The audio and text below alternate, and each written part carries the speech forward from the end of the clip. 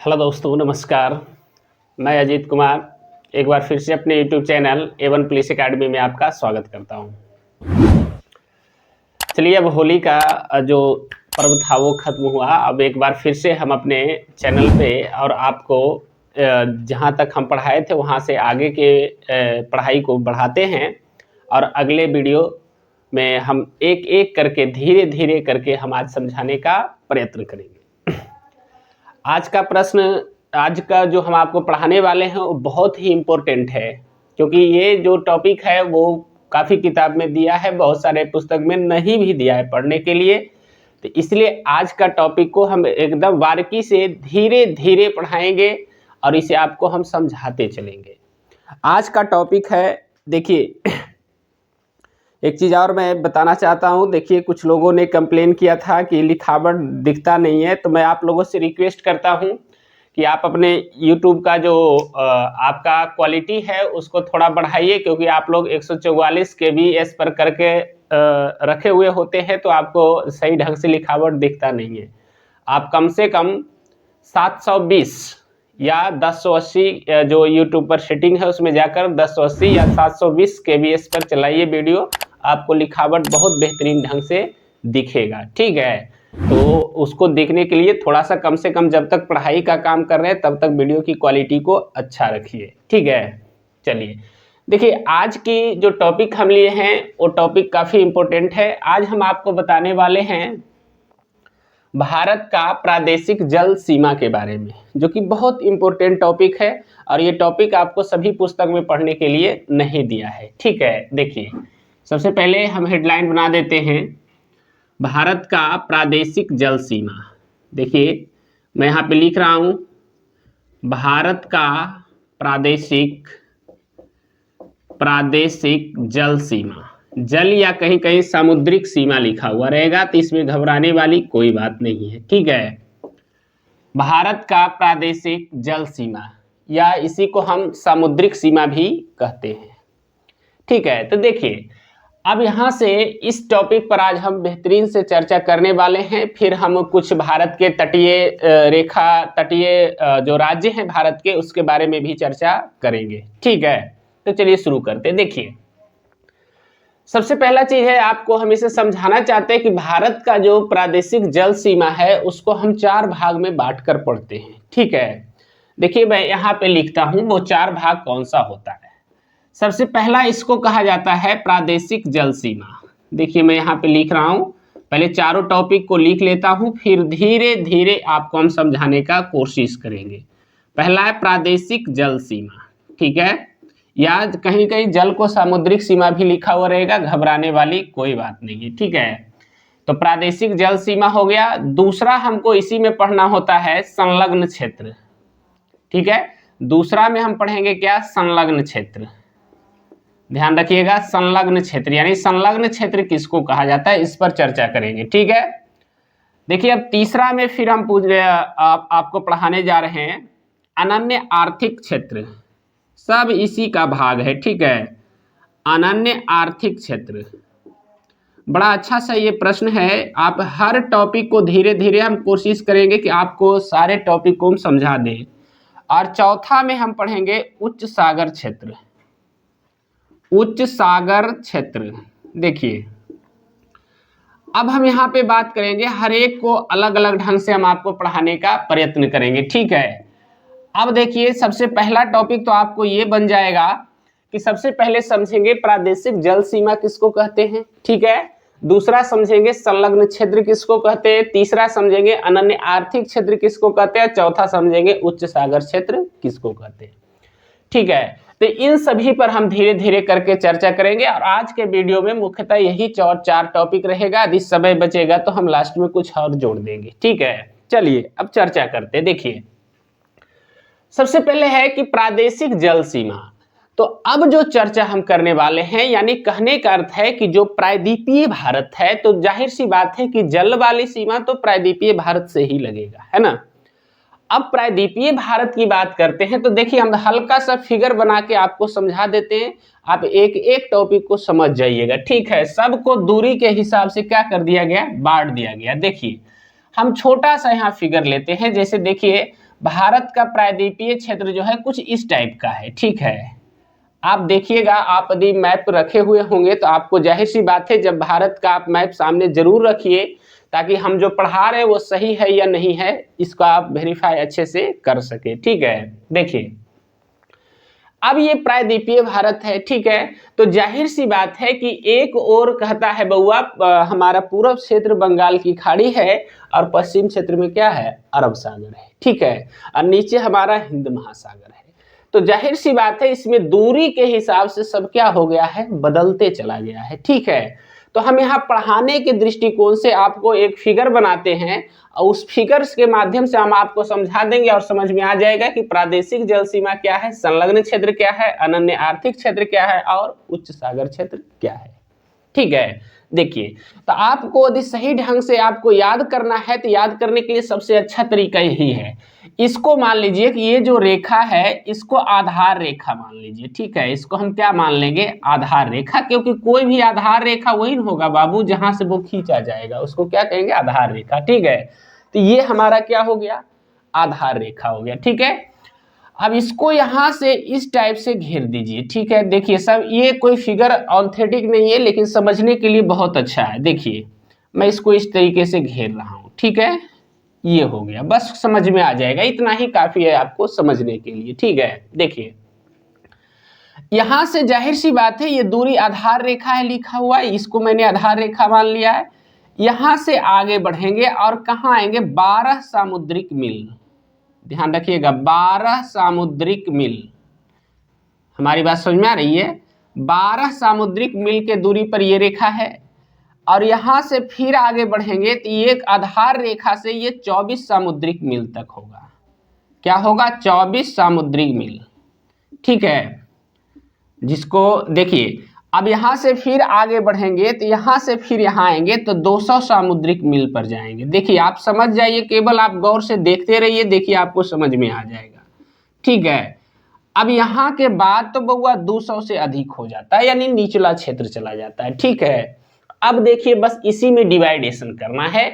तो ये जो कहता है बउआ आधार रेखा से, क्योंकि मैंने इसे आधार मान लिया तो यहां से भी खींच सकते हैं, यहां से भी खींच सकते हैं, यहां से भी खींच सकते हैं, यानी इसके चारों तरफ हम खींच सकते हैं, ठीक है। देखिए तो आधार रेखा से, देखिए इसका मैं डिफिनेशन बना रहा हूं, आधार रेखा से 12 समुद्री मील, समुद्री क्षेत्र में जो क्षेत्र होता है इसी क्षेत्र को हम कहते हैं बउआ ये वाला प्रादेशिक जल सीमा, यानी यही वाला हमारा क्या हो गया, प्रादेशिक जल सीमा। देखिए मैं आपको यहाँ पे एक चर्चा करके बताना चाहता हूं कि इससे देखिए प्रश्न हाल ही में पूछा गया है, जो बिहार एसएससी का 3rd सीजीएल हुआ था उसमें पीटी के एग्जाम में यही क्वेश्चन पूछा गया था कि क्या कितने हमारा जो भारत का प्रादेशिक जल सीमा है वो कितनी दूरी तक है, तो उसमें 12 मील था, 24 मील था, तो इसका राइट आंसर हो जाएगा कितना, 12 सामुद्रिक मील, यही आंसर होगा। तो देखिए तो यहां से आधार रेखा से 12 सामुद्रिक मील तक के दूरी को क्या कहते हैं, प्रादेशिक जल सीमा, ठीक है। उसके बाद इसी को आते हैं तो यहाँ फिर आधार रेखा, यहां से नापना है आधार रेखा से, फिर आधार रेखा से 24 मील, यानी ये वाला जो भाग है आधार रेखा से 24 मील तक के जो दूरी है बउआ, इसी को हम कहते हैं संलग्न क्षेत्र, ध्यान रखिए इसी को हम क्या कहते हैं, संलग्न क्षेत्र, ठीक है। एकदम ठीक उसी दूरी से बढ़ते हैं तो जो 200 सामुद्रिक मील तक के दूरी, यानी फिर आधार रेखा से नापेंगे, आधार रेखा से 200 सामुद्रिक मील तक के दूरी को हम क्या कहेंगे बउआ, तो हम कहेंगे अनन्य आर्थिक क्षेत्र, इसी को हम क्या कहेंगे, अनन्य आर्थिक क्षेत्र। बड़ा अच्छा सा ये प्रश्न है, इसको समझना होता है, इसी को हम क्या कहेंगे, अनन्य आर्थिक क्षेत्र। और 200 मील से बाहर का क्षेत्र, यहां हम लिख देते हैं 200 सामुद्रिक मील के बाद, ध्यान रखिएगा 200 सामुद्रिक मील के बाद, यानी कहने का अर्थ है 200 सामुद्रिक मील के बाद का जो क्षेत्र होता है बउआ वो उच्च सागरीय क्षेत्र होता है या उच्च सागर क्षेत्र कहलाता है। हमारी बात समझ में आ रही, दिखाई नहीं दे रहा होगा तो सुनाई जरूर दे रहा होगा। चलिए अब यहाँ उच्च सागर क्षेत्र है, तब इस तरीका से देखिए दूरी के हिसाब से ये चारों को हमने वेरीफाइड किया, ठीक है।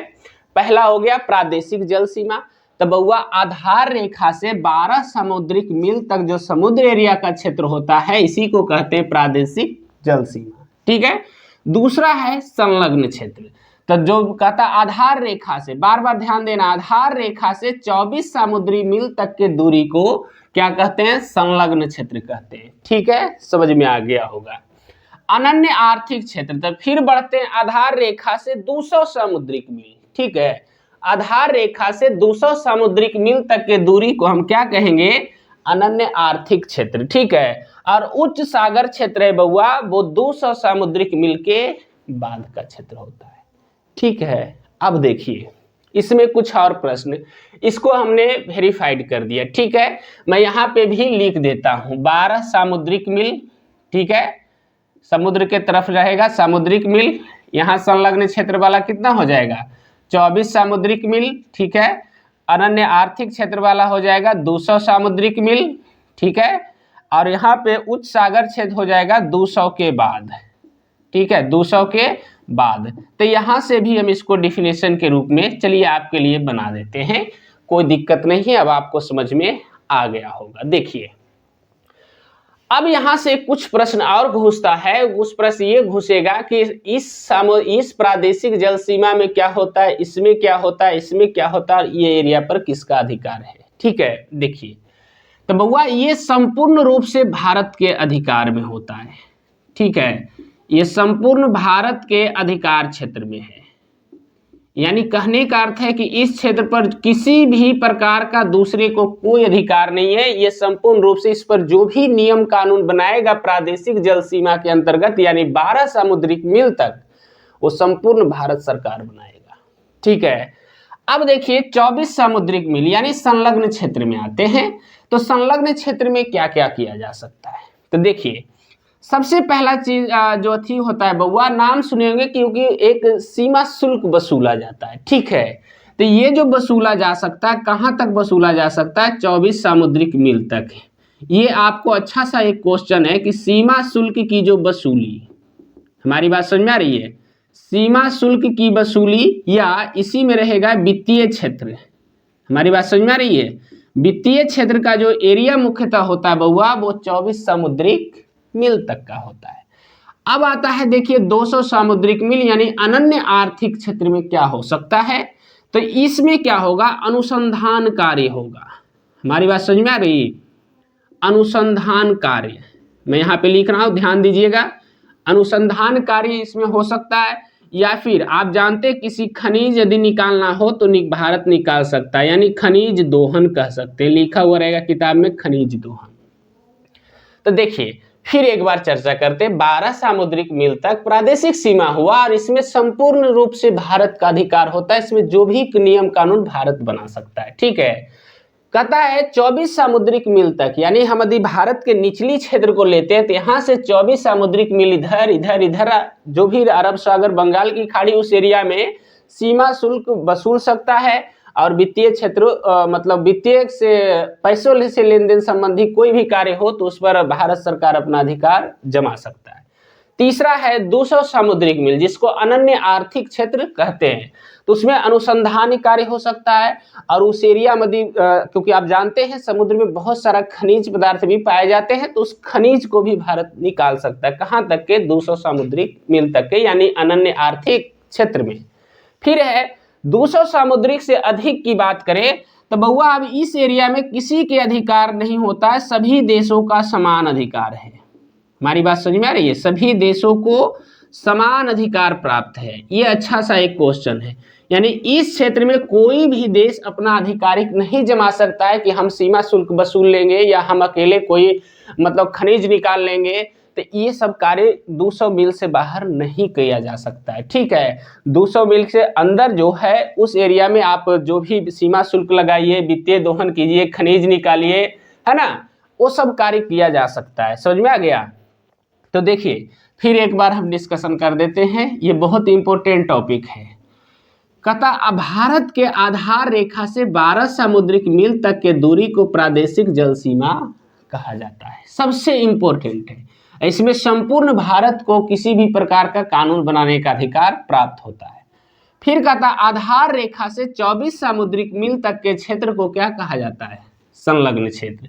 संलग्न क्षेत्र में क्या होता है? तो सीमा शुल्क वसूल सकता है, वित्तीय क्षेत्र के यानी वित्तीय से संबंधित कोई कार्य हो तो उस क्षेत्र में भारत अपना अधिकार जमा सकता है।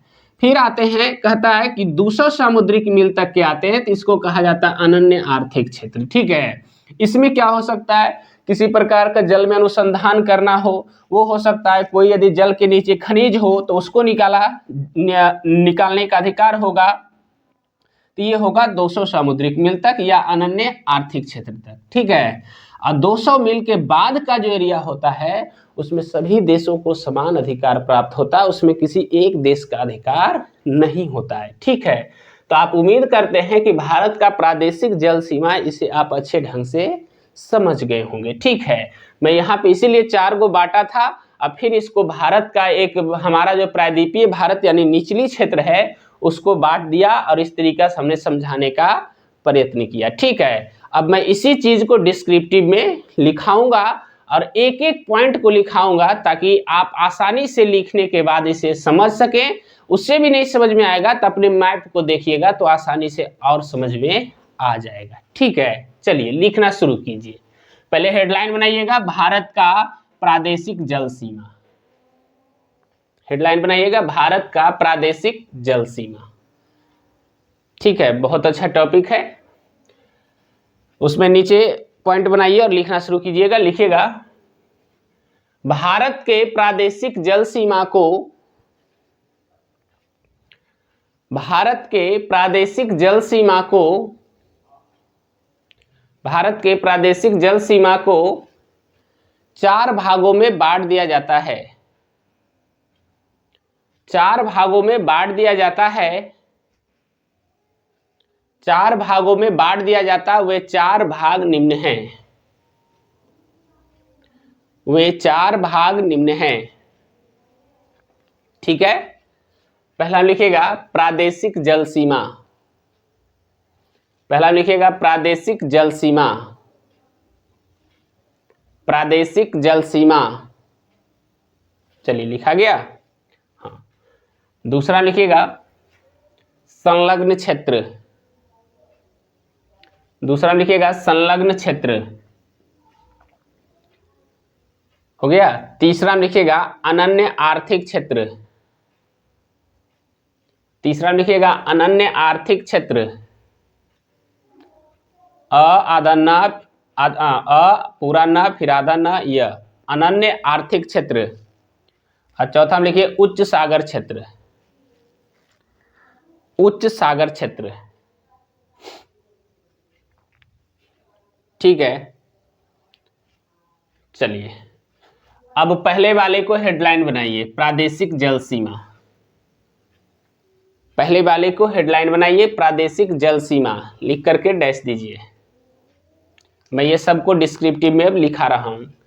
प्रादेशिक जल सीमा लिखकर डैश दीजिए। ठीक है, लिखा गया। चलिए अब लिखिएगा। लिखिएगा आधार रेखा से, आधार रेखा से, आधार रेखा से 12 सामुद्रिक मील, आधार रेखा से 12 सामुद्रिक मील, 12 सामुद्रिक मील तक के, 12 सामुद्रिक मील तक के सागरीय क्षेत्र को, 12 सामुद्रिक मील तक के सागरीय क्षेत्र को, सागरीय क्षेत्र को प्रादेशिक जल सीमा कहा जाता है। प्रादेशिक जल सीमा कहा जाता है। 12 समुद्री मील तक के क्षेत्र को प्रादेशिक जल सीमा कहा जाता है। ठीक है, फिर नीचे एक पॉइंट और इसी में बनाइएगा, पॉइंट बना के लिखिएगा। प्रादेशिक जल सीमा, प्रादेशिक जल सीमा पर संपूर्ण अधिकार, प्रादेशिक जल सीमा पर संपूर्ण अधिकार भारत सरकार को प्राप्त है। प्रादेशिक जल सीमा पर संपूर्ण अधिकार भारत सरकार को प्राप्त है। संपूर्ण अधिकार भारत सरकार को प्राप्त है।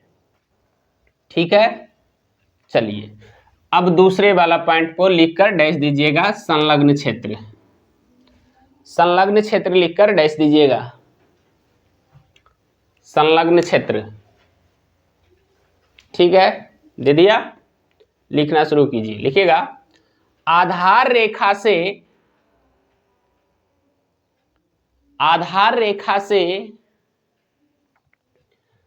24 सामुद्रिक मील, आधार रेखा से 24 सामुद्रिक मील तक के सागरीय क्षेत्र को, आधार रेखा से 24 सामुद्री मील तक के सागरीय क्षेत्र को, सागरीय क्षेत्र को संलग्न क्षेत्र कहा जाता है। 24 सामुद्री मील तक के सागरीय क्षेत्र को संलग्न क्षेत्र कहा जाता है। संलग्न क्षेत्र कहा जाता है।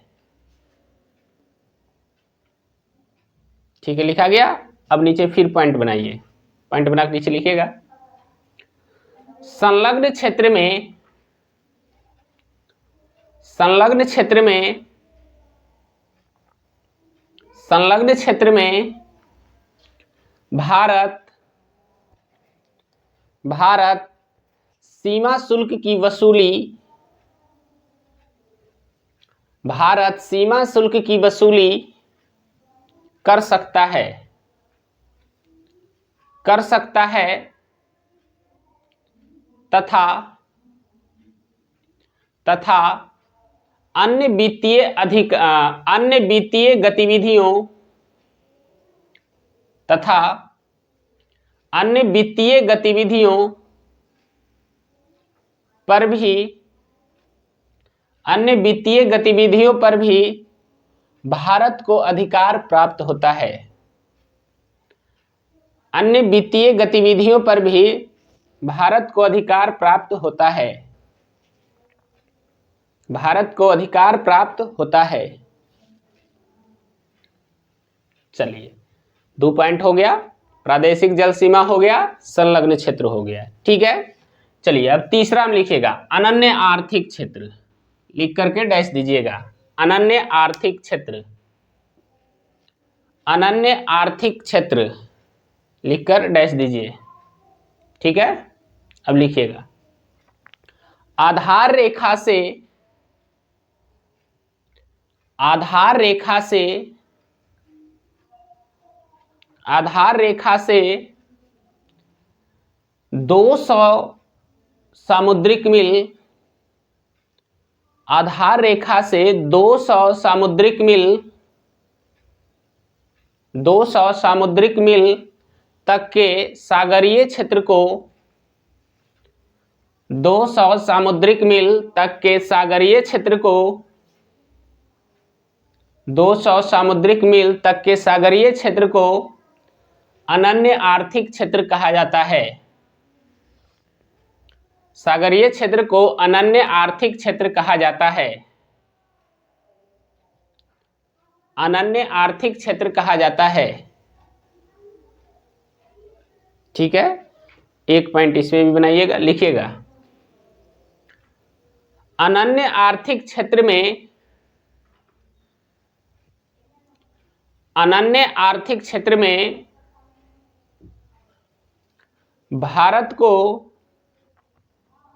अनन्य आर्थिक क्षेत्र में भारत को, भारत को अनुसंधान कार्य, अनुसंधान कार्य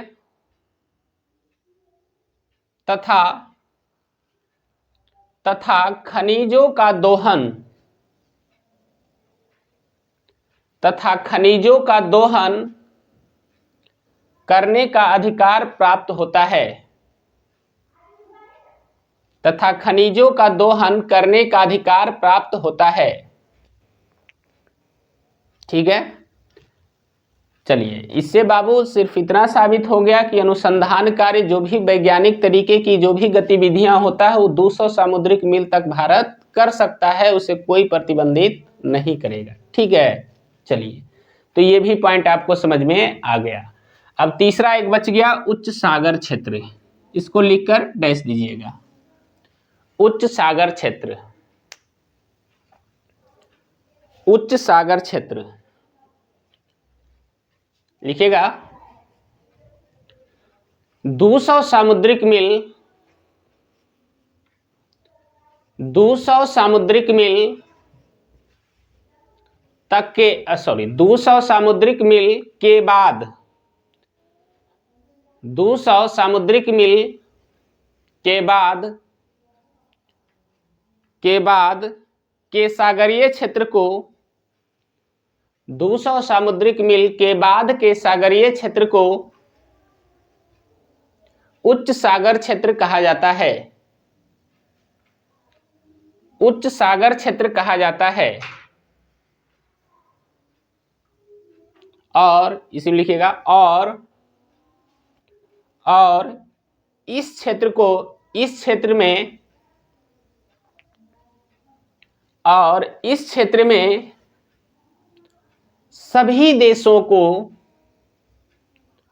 और इस क्षेत्र में सभी देशों को समान अधिकार प्राप्त होता है। और इस क्षेत्र में सभी देशों को समान अधिकार प्राप्त होता है। और इस क्षेत्र में सभी देशों को समान अधिकार प्राप्त होता है। ठीक है। तो ये सारे टॉपिक हम आपको बता भी दिए और नोट भी करवा दिए। ठीक है। मैं एक बार इसको 2 मिनट में और रिपीट कर देता हूं। देखिए, फिर मैं इस पर चर्चा करता हूं। ये हमारा भारत क्या है, प्रायद्वीपीय भारत है। हमने भारत का जो प्रायद्वीपीय क्षेत्र है इसको आधार रेखा मान लिया, और आधार रेखा के हिसाब से हम 4 क्षेत्रों में इसको समुद्र वाला एरिया में क्या कर दिए, बांट दिए। ठीक है। तो 12 सामुद्रिक मील तक के क्षेत्र को हमने कहा यही हमारा क्या हो जाएगा, प्रादेशिक जल सीमा। और 24 सामुद्रिक मील तक के क्षेत्र को हमने कहा संलग्न क्षेत्र। और जो कहता है 200 सामुद्रिक मील तक के क्षेत्र को हम कहते हैं अनन्य आर्थिक क्षेत्र। और 200 के बाद के क्षेत्र को कहते हैं उच्च सागर क्षेत्र। तो कहता है बाबू, प्रादेशिक जल सीमा के अंतर्गत संपूर्ण अधिकार प्राप्त होता है। 24 सामुद्रिक मील तक के भारत सीमा शुल्क या वित्तीय गतिविधियां पर अधिकार जमा सकता है। फिर कहता है वैज्ञानिक अनुसंधान 200 सामुद्रिक मील तक भारत कर सकता है, चाहे खनिज का दोहन भी कर सकता है। ठीक है। अब बाकी उच्च सागर क्षेत्र में सभी देशों को समान अधिकार क्या होता है, प्राप्त होता है। ठीक है। तो उम्मीद करते हैं कि ये हमारा टॉपिक, चारों टॉपिक आप आसानी से समझ गए होंगे। और यदि समझ में नहीं आया होगा तो 1-2 बार वीडियो को देखिएगा तो आसानी से ये समझ में आ जाएगा। क्योंकि आप जिस तरीका से हमने धीरे धीरे करके नोट्स बनवाया, आप नोट्स को जैसे जैसे हम टॉपिक करके बता रहे हैं उसी तरीका से आप टॉपिक डाल डाल कर नोट्स बनाइए। देखिए, जब नोट्स बन जाएगा तो सारी चीज़ें आपको समझ में आ जाएगा। ठीक है। और अपने सामने एक मैप जरूर लगाइए। ठीक। तो आज की वीडियो थोड़ी सी आगे की ओर, थोड़ा 2 कदम और 10 मिनट और इसमें हम क्लास लेते हैं, और इसको हम फिर से कुछ और पॉइंट्स जो बच जाता है बाबू उसको हम समझाने का प्रयास करते हैं। और एकाएकी करके हम हर टॉपिक को समझाने का प्रयत्न करेंगे। ठीक है। बस अब आप आराम से वीडियो को देखते जाइए और नोट्स को बनाते चलिए। ठीक है। एकदम हम पूरा के पूरा कंप्लीट करवाने की जिम्मेदारी लिए हैं, तो इस सब्जेक्ट को पूरा के पूरा हम कंप्लीट करवा ही देंगे। ठीक है। चलिए, तो ये टॉपिक आपको समझ में आ गया होगा। ठीक है। अब अगले थोड़ा सा बढ़ते हैं और कुछ अन्य पॉइंट्स जो बनते हैं भारत के आंतरिक क्षेत्र में, उन सभी पर हम थोड़ा थोड़ा चर्चा कर लेते हैं। ठीक है। देखिए, जैसे प्रश्न आता है एक कि भारत का कौन सा ऐसा राज्य है जो सबसे ज्यादा राज्यों की सीमा को स्पर्श करता है। ये बहुत अच्छा एक प्रश्न है। ठीक है। तो हम यहाँ पे लिखते चलते हैं पॉइंट बाय पॉइंट। देखिए, सर्वाधिक कहता है राज्य की सीमा को स्पर्श करने वाला। ठीक है। सर्वाधिक राज्य के सीमा को स्पर्श करने वाला राज्य कौन सा है? समझ में आ रहा है? सीमा को स्पर्श करने वाला राज्य कौन सा है बउआ? तो इसका राइट आंसर है बउआ, वो राज्य कौन सा है? उत्तर प्रदेश है। ठीक है, कौन सा है? उत्तर प्रदेश है। ठीक है, तो जाहिर सी बात है किसी के भी मन में आएगा कि सबसे ज्यादा राज्य की सीमा को टच करता है, तो कितनी राज्य की सीमा को टच करता है? ठीक है, तो वो बउआ कुल मिलाकर 8 राज्य की सीमा को छूता है। कौन? उत्तर प्रदेश। हमारी बात समझ में आ रही है? तो ये क्वेश्चन बड़ा अच्छा है। दूसरा है, कहता है सबसे लंबा, ध्यान रखिएगा, सबसे लंबा, ये प्रश्न बहुत बार आया, सबसे लंबा तटीय सीमा वाला राज्य। हमारी बात समझ में आ रही है? सबसे लंबा तटीय सीमा किस राज्य की है? तब इसका राइट आंसर क्या हो जाएगा बउआ? गुजरात की है।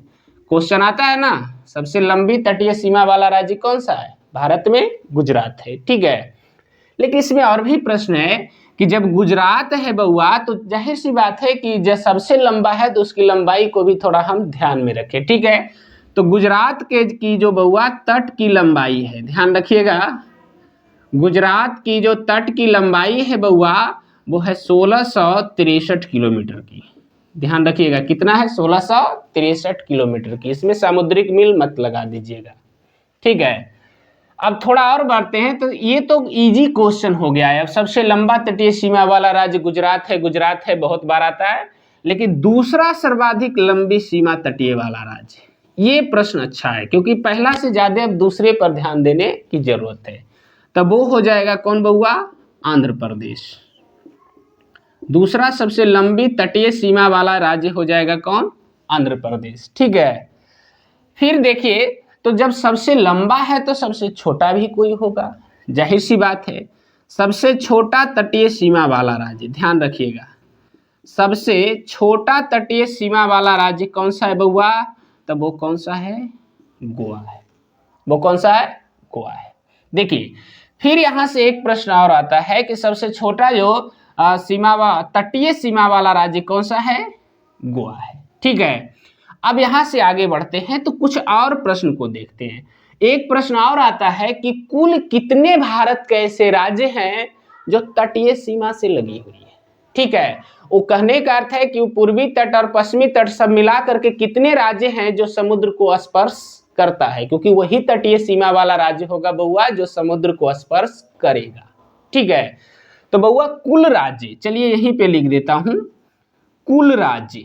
ठीक है, कुल कितने ऐसे राज्य हैं जो तटीय सीमा को स्पर्श करता है बउआ? तो अधिक प्रश्न पूछे कुल राज्य, तो 9 राज्य। हमारी बात समझ में आ रही है? 9 राज्य भारत के ऐसे हैं जो तटीय सीमा को क्या करते हैं? स्पर्श करते हैं। चलिए अब थोड़ी और चर्चा करते हैं। कई बार ये भी प्रश्न आ जाता है कि 4 गो ऑप्शन में दे दिया और पूछेगा निम्नलिखित में से कौन सा राज्य है जो तटीय सीमा को स्पर्श नहीं करता है या फिर करता है। इस तरीके से आप बहुत सारे प्रश्न देखने को मिलेंगे, तो उसको याद करने का मैं थोड़ा सा आपको तरीका बताता हूं। इसमें आप मैप को 2, 4, 5 बार देखिएगा। जैसे मैं देखिए यहाँ पे बनाता हूं और तुरंत मैं लिख दूंगा 9 के 9 राज्य को। ठीक है, देखिए, जैसे सभी को पता है बउआ कि तटीय सीमा भारत के कुछ इस प्रकार का है। ठीक है, भारत का तटीय सीमा कुछ इस प्रकार का है, यानी कि हमारा यही प्रायद्वीपीय भारत है। तो 9 के 9 राज्य आप जान रहे हैं। इधर का जो एरिया है बउआ, इधर है अरब सागर। ठीक है, इधर क्या है? अरब सागर, और इधर क्या हो जाएगा? बंगाल की खाड़ी। इधर हो जाएगा बंगाल की खाड़ी। अब यहां से समझना है, इधर हमारा सौसे हिंद महासागर, क्योंकि हमारा ही तो प्रायद्वीपीय भारत है जो बउआ हिंद महासागर को 2 भागों में बांट देता है। तो जो पूर्वी भाग होता है वो बंगाल की खाड़ी कहलाता है, और पश्चिमी भाग जो होता है वो अरब सागर कहलाता है। ठीक है, तो देखिए, अब यही इसी में तो 9 के 9 राज्य क्या है? सम्मिलित है। तो सबसे पहले ये टेढ़का पर आते हैं, वहीं से चलना शुरू कीजिएगा तो एकाएक सारे याद हो जाएगा। ये टेढ़ा वाला वो कौन सा है बउआ? गुजरात, जिसकी तट सीमा सबसे क्या है? लंबी है। अब आप मैप को देखिएगा और धीरे धीरे नीचे बढ़ते चल जाइएगा। ठीक है, तो सबसे ऊपर गुजरात है। अब आप ही बताइए गुजरात के नीचे क्या है बउआ? महाराष्ट्र है। ठीक है, जाहिर सी बात है। अब प्रश्न उठेगा महाराष्ट्र के नीचे क्या है बउआ? तो जाहिर सी बात है छोटका राज्य है, गोवा है। गोवा के बाद फिर आप देखिएगा कर्नाटक है ना। कर्नाटक के बाद देखिएगा तो क्या है बउआ, केरल है। केरल के बाद यहाँ से ऐसे यहाँ तक के सब क्या है बउआ, तमिलनाडु है ना जी। सबसे नीचे में क्या है, आप मैप को देखिए, तमिलनाडु है। फिर देखिए तमिलनाडु से फिर ऊपर चले जाते हैं बउआ, तो हमको क्या मिल जाता है, आंध्र प्रदेश मिल जाएगा, है ना। आंध्र प्रदेश मिलेगा। आंध्र प्रदेश से ऊपर जाइएगा तो क्या मिलेगा बउआ, उड़ीसा मिल जाएगा। और उड़ीसा से ठीक ऊपर जाइएगा तब क्या मिल जाएगा, पश्चिम बंगाल मिल जाएगा। ठीक है, अब ये पश्चिम बंगाल, अब मैं गिनता हूं, देखिए 1 2 3 4 5 6 7 8 और ये क्या 9। तो यही 9 के 9 राज्य हैं जो तटीय सीमा से क्या है, लगा हुआ है। ठीक है, तो याद करने के लिए आप 2-4 बार मैप पर ध्यान दीजिएगा, नहीं तो खुद ऑटोमेटिक याद हो जाएगा कि निचला क्षेत्र में कौन कौन सा राज्य है और साइड में कौन कौन सा है। क्योंकि कुल जो बउआ, कुल 9 राज्य ऐसे हैं जो भारत के तटीय सीमा को क्या करता है, स्पर्श करता है। ठीक है, चलिए तो 5 मिनट में इसे भी आप अपने कॉपी में जल्दी सुना नोट्स कर लीजिए। ठीक है, चलिए लिखिएगा, लिखिएगा भारत में